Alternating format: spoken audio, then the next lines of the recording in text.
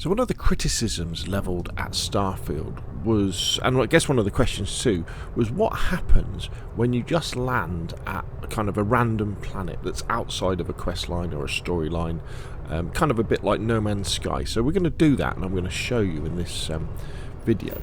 So this is, I've just sort of finished looking around Tau Ceti 3, so we'll just go out into the Starfield map, and we'll just, I don't know, we'll just pick somewhere, I don't know, where should we go? Let's go to wherever this place is, Sirius. So I don't think I've been here before. So we're going to set a course for Sirius, and we're just going to jump there. I've just got to power up the jump drive, so let's do that.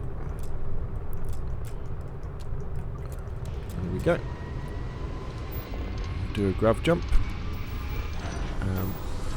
And basically what happens is when you go to so-called empty planets that are nothing to do, you know, they haven't got big cities or anything like that, as long as it's not a gas giant, and this applies to moons as well. Oh, here we go. Looks like we've got to get involved a little bit of combat first.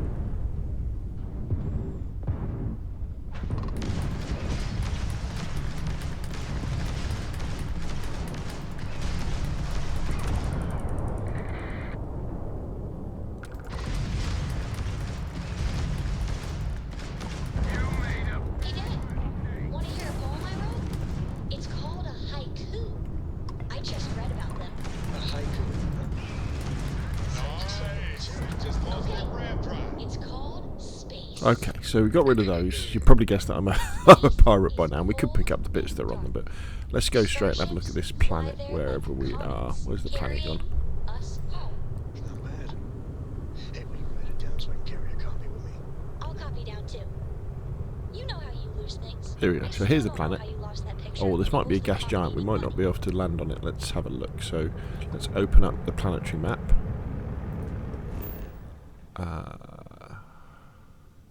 Oh, it's a gas giant. Okay, so we can't land on this one, so we can just scan it, and that will give us survey data as well. However, it does have a couple of moons, so let's go to this moon. So let's set course for this one. Let's travel to this one.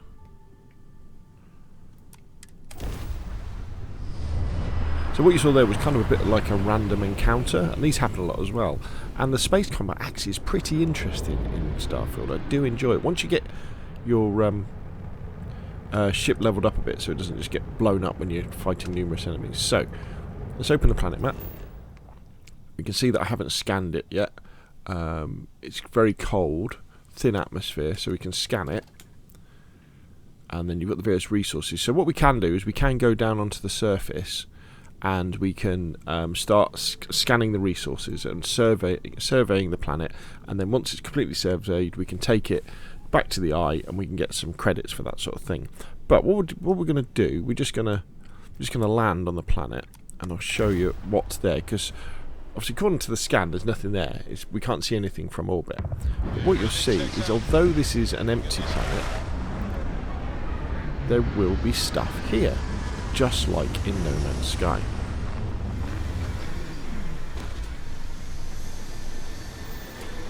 So, let's get out. There's a non-zero chance that this planet once thrived with life. And then we just bring up our scanner and we just look round. Oh, look, there's something over there. There's a structure. Let's see what else there might be.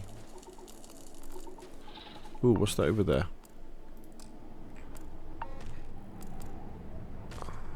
Let's get away from Vasco. So there's some sort of cave over there. What was that? It's 488 meters away. There's something over there. There's a structure. So, this is only 432. So as we're going along, you scan the ground basically. and the idea is that when you've scanned everything, you can then you get a slate with that information in, and then you can take it away.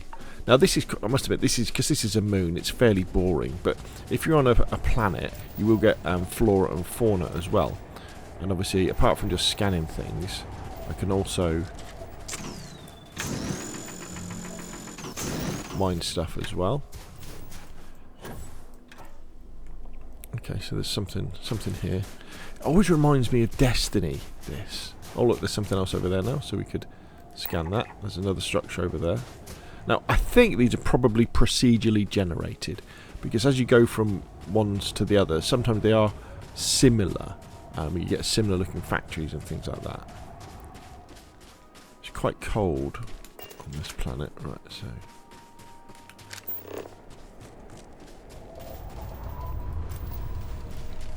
So we've still got 4 other things, so here we go. So it's going to tell us what we've discovered in a second.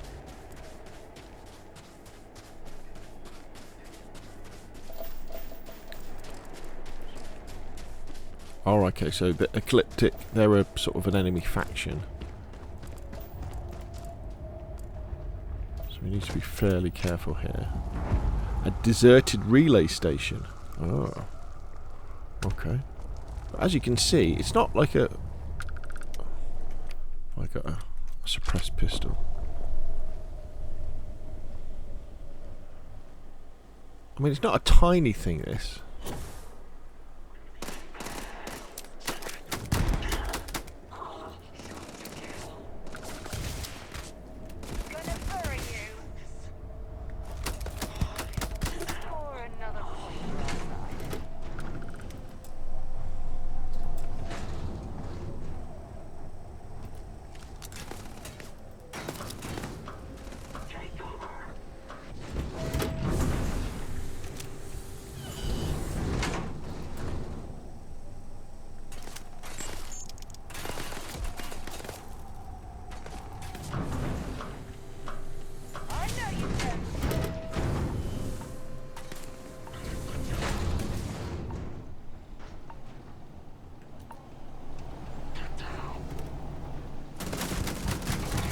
Oh, there's loads of them. Throw a grenade.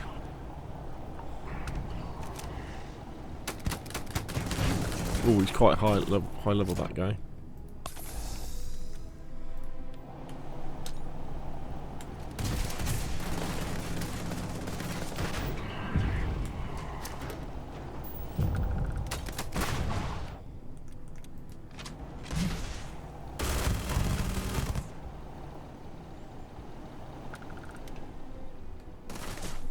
He's not, so we can go back to our other weapon. Okay, so let me disengage from these guys for a second. So, as you travel around these kind of empty areas, you'll come across all these different things. So they could well be structures like this and abandoned bases, or it could be kind of geophysical areas like meteorite strikes or crystal areas. All sorts of interesting things on apparently empty planets. So when you're playing Starfield, don't think that that outside of the sort of quest line and the mission, what would you call it, path that you're on, that there isn't any other stuff to do. And in fact, to be honest, I tend to find this sort of stuff, the emergent gameplay that you get from just landing on planets and wandering around and finding stuff and looking for, because you get cool weapons and cool spacesuits and stuff like that, can be really fun, because the gunplay in Starfield is really, really good. I think everything from the distance weapons, you know, when you're using like a sniper, to even when you're using like a sword up close, it really is really, really, really good. And I think it's on par with something like Destiny. So you can do this, you can have a good time, and I think it's actually better than doing some of the story quests, you know, where you've got to go somewhere. It says, can you go here and do this? And you go there and there's someone that says, great, you can do that, but before that, can you do this? And you end up going backwards and forwards loads of time between different characters, where this looks great, plays great, and the gunplay is really good. And then you also get things like that space combat that we had that kind of just started off as well. So in answer to the question, what happens when you just land on an empty planet? Well, they're not empty. You know, there's all this other stuff around that we can go and visit. Now, one of the things that I would say is that, and you may well have come across this already, when you land on a planet, you can't walk completely around the planet. And at my stage in the game as well, I've got nothing apart from my ship and my feet and my jetpack. So it can be a little bit tedious walking from place to place. But what they've done is, because you can scan stuff and you can survey the planet as you're going along, that kind of makes it a little bit more interesting. And if you want to go somewhere else that's around the other side of the planet, you have to take off and re-land again. But that's no bother. And these areas are so big, I have not come to the edge of an area ever yet in my playthrough of Starfield, and I've been playing it for quite a long time now. There we go. So hopefully that's a little bit instructional. Hopefully that's kind of maybe allayed some fears if you were thinking about having a go with Starfield, but thought it's very, very linear. But look how beautiful this looks as well. It doesn't have to be. You can wander off, do your own thing, earn XP independently of from the main story lines and main games. Okay, so if you find that useful, hit like. If you want to see more of the same, press subscribe, and I will of course see you again soon.